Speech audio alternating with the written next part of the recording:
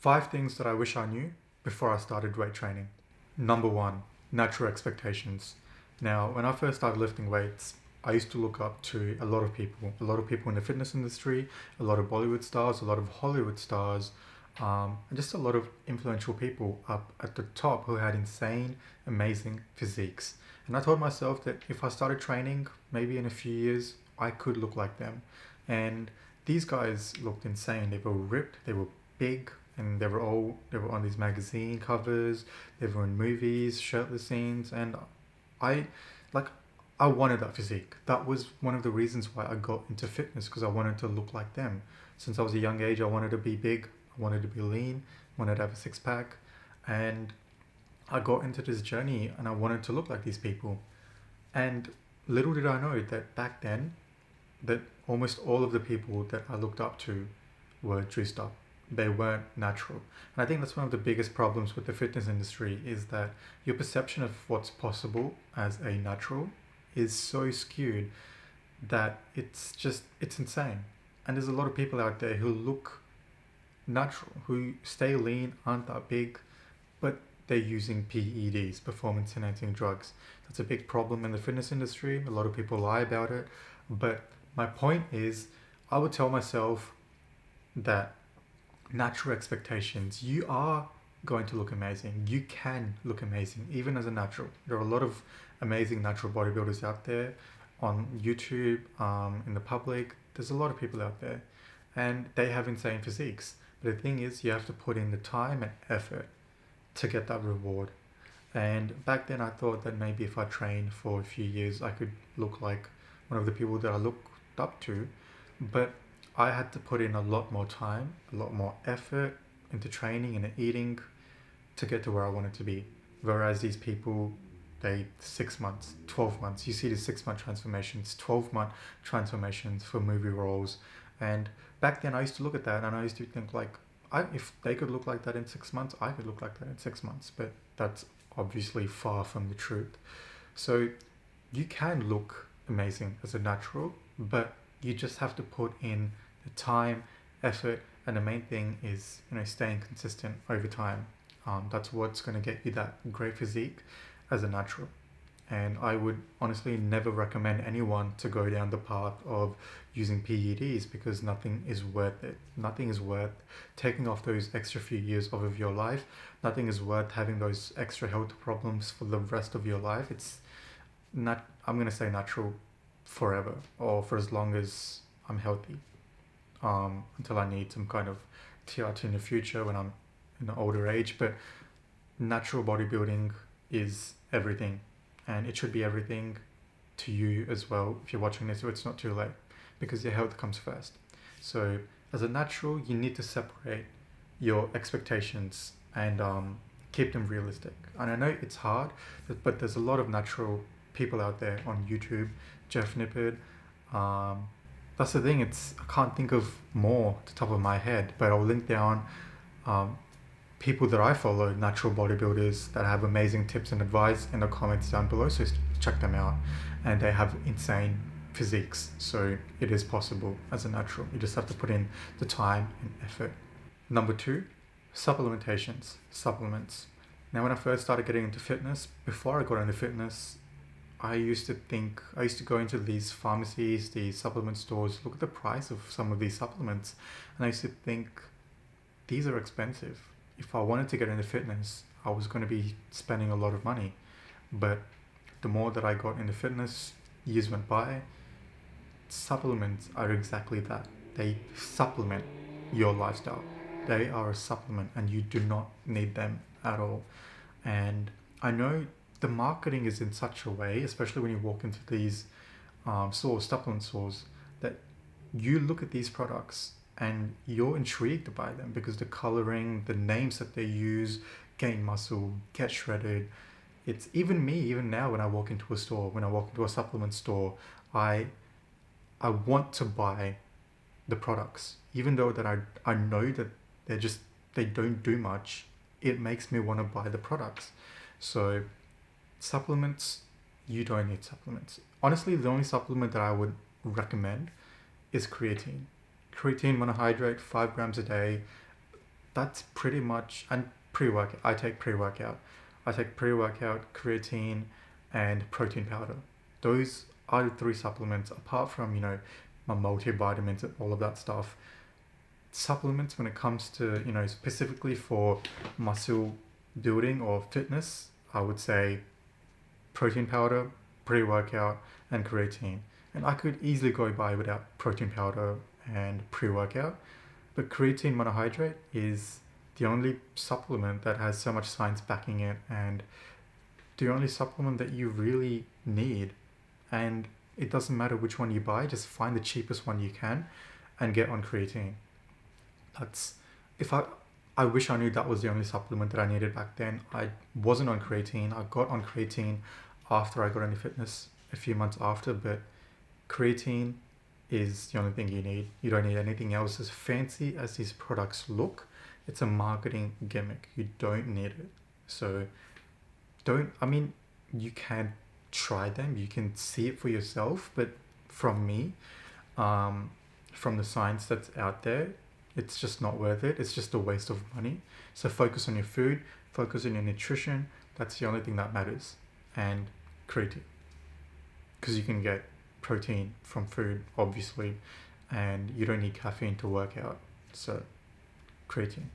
So supplements, I wish I could tell myself that supplements aren't close to as important as I used to think they were back then. Number 3, food. Tracking food, protein. Now, this is one of the biggest changes that I've made later on in my fitness journey. I used to be the guy that used to meal prep the same boring bland meals, chicken, rice and broccoli every day. And I know that I've been vegan for the past almost 4 years, but before then I used to eat meat every single day.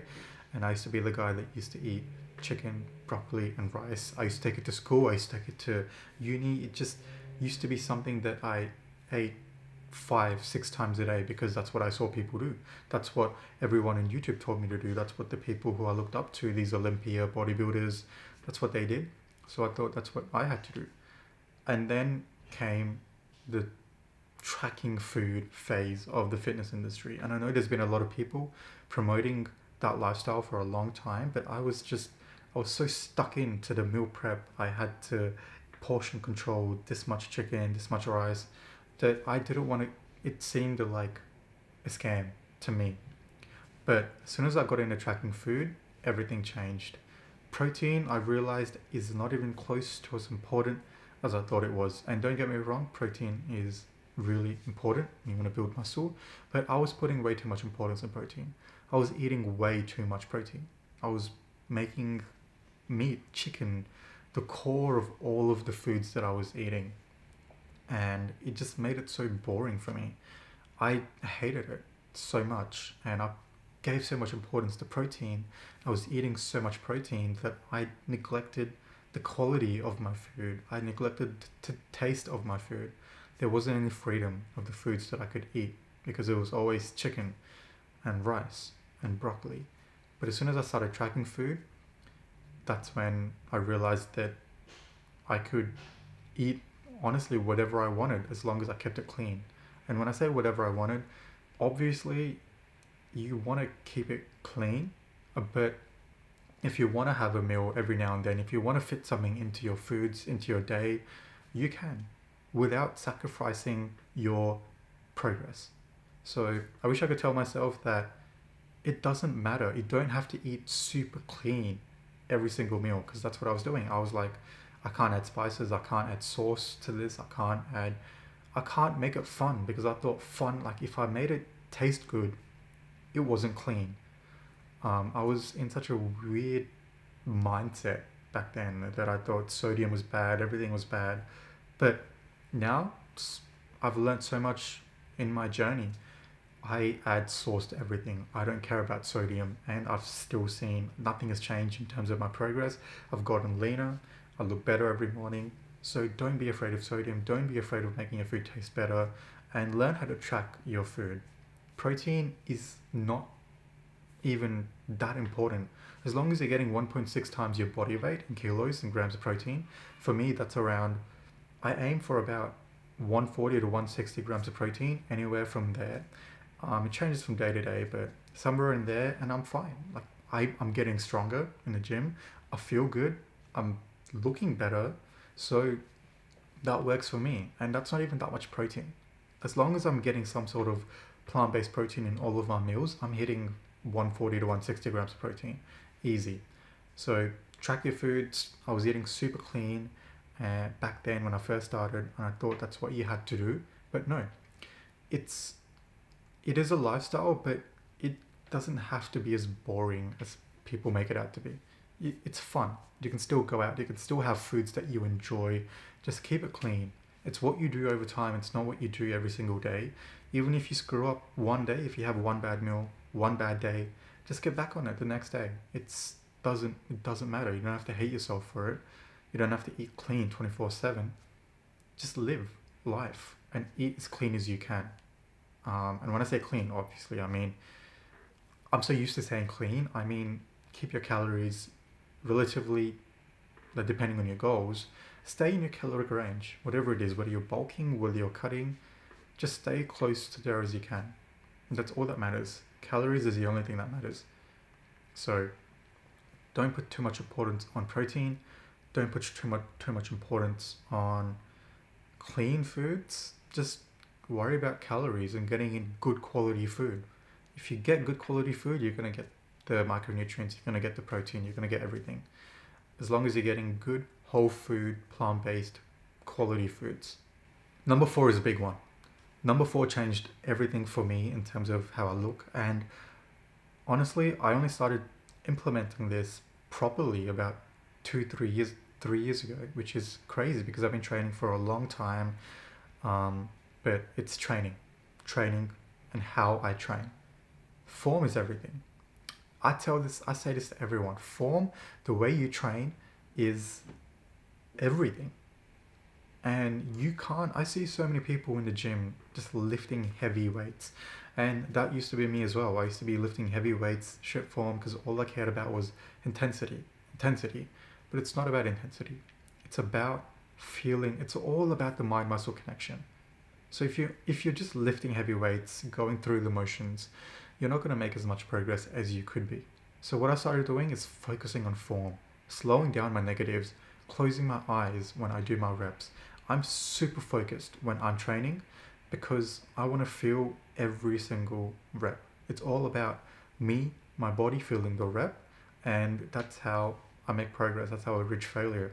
Obviously, when I'm doing moves like deadlift or bench press or squats, that's different. You can focus on the reps, but they're more compound movements, so you can go heavier on those movements. But I'm talking isolation exercises. You don't have to go, don't go super heavy. There's no point.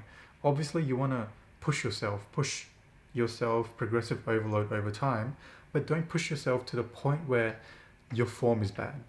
You're not feeling the exercise at all. You have to leave your ego at the door. And I've always said this, it's not about the weight. No one cares about the weight. It bothers me so much when people come up to me bragging about how much they leg press or bragging about how much they can cable curl or cable crossover, whatever. I don't care how much you can leg press. I don't care how much you can leg extension raise. I don't care how much you can side lat raise. Show me what it's done for you.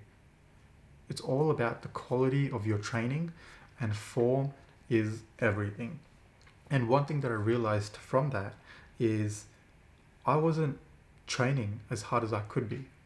And I've only just recently started to raise the intensity of my workouts without increasing the weights, but really utilizing that mind-muscle connection. I close my eyes. How I breathe when I do my sets, it's changed. I breathe. It's like meditation.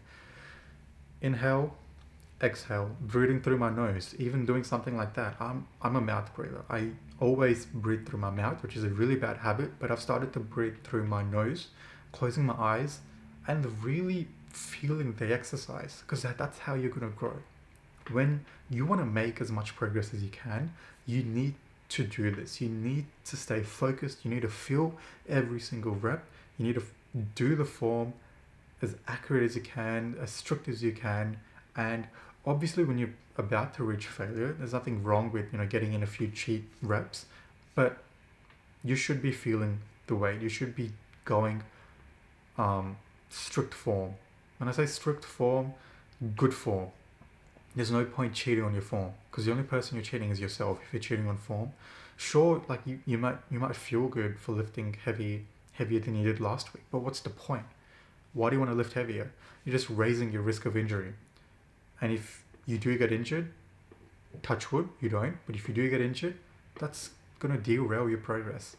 So focus on form, focus on your training, focus on really slowing down your movements, and you want to be lifting for a long time. So there's no point doing things that's going to raise your risk of injury, lifting super heavy, ego lifting. Why? What is the point?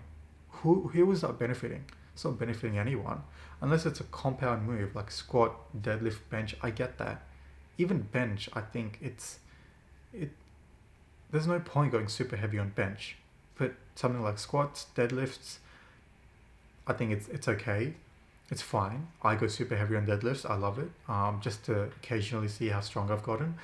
But in terms of other exercises, there's just no point. As long as you're pushing yourself, as long as you're reaching failure with good form, that's the only thing that matters. So form, training is everything. Number 5. So this has been one of the big changes that I've made halfway throughout my training as well. I would tell myself when I started training, don't change your plan. First find a plan. You have to find a plan. You can't go into a gym and just wing your workouts. Find a plan. Find any plan. I have a plan on my website. It is a full body 4 times a week plan, and that's what I did. I did full body workouts for the past few months, and I've made tremendous progress. So you can get that plan if you want for $9 on my website. Stick to the plan, get stronger every single week with the same exercises. And you have people saying you have to shock your muscles, you have to change things around, you have to shake it up a bit. No, you don't. You don't have to shake it up. You stick to a plan, because how else are you going to know if you're making progress or not if you're not doing the same kind of exercises? You have to know if you're actually progressively overloading, because that's how you sort of know if you're making progress. That's how you know. So don't change your plans. Don't change the kind of training you're on. Stay consistent. Get into a routine. You don't have to shock your muscles. That's all bro science. Get into a routine, stay consistent, and stay disciplined. These are 5 things that I wish I knew when I started training.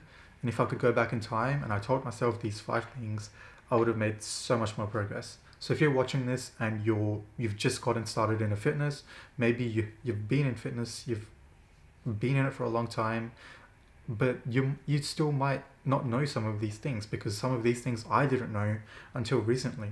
I didn't learn these until recently. So I hope you got something from this, and if you did, let me know in the comments down below what you learned from this, because I'm genuinely curious to know what you knew and what you didn't know about fitness. Because some of these things, for example, like form training, focusing on form, I always thought you had to go super heavy every single exercise. But focusing on form is something that I learned 2.5 years ago, which is really recent in the time that I've been training, which is almost a decade, end of this year. So let me know. I hope you guys learned something from this. And if you like this, please like, share, and subscribe to my channel. And then obviously in terms of food and nutrition, you can check out my full day of eating. I show you guys everything that I eat in a day. You can check that out right here. I will have that up here. You see everything that I eat. Everything is transparent. I want to show you guys everything that I do to get to where I want to be. So if you want to see anything, if you want me to make a video on something, let me know in the comments down below. I will make a video, because there's nothing for me to hide. I want to give you guys everything that I know, everything that I've learned, and everything that I'm doing. Thank you guys for watching, and I'll see you guys in the next one.